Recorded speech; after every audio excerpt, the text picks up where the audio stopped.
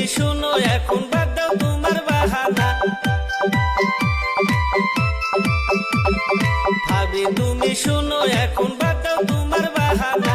ও ভাবি কাছে আসো না, আরে ওদের ওরা পাশে বসো না। ভাবি তোমায় ছাড়া বাসি না।